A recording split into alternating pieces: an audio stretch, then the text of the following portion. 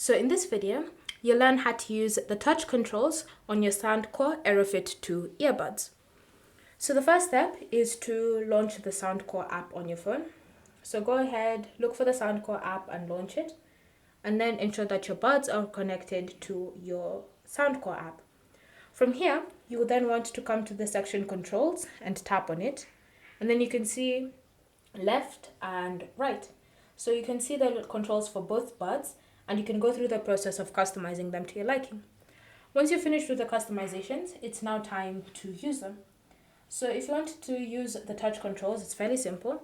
All you need to do is just locate this logo here on the bud itself. So it's this sound icon right there. And that's where you're going to be performing your touch controls. So for example, my double tap on my bud is going to the next song. So if I ever double tap on my left bud, like this, then it will take me to the next song that's currently in my playlist. If I single tap, because that's the pause function, I can just tap on it once like that, and then my song should pause. If I tap on it once again, my song should start playing. And I also have other functions available for me to choose from. So if, for example, I can select tap 3 times to have it launch my assistant app. So I can select Siri from there. Now, whenever I tap on this 3 times, 1, 2, 3, my digital assistant should be launched on my phone. So here you have it. I can customize the long press, so I can have it do previous.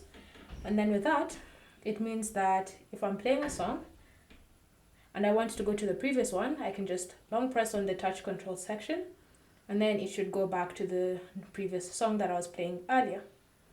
And so that's how you can use the touch controls of your Soundcore Aerofit 2 earbuds.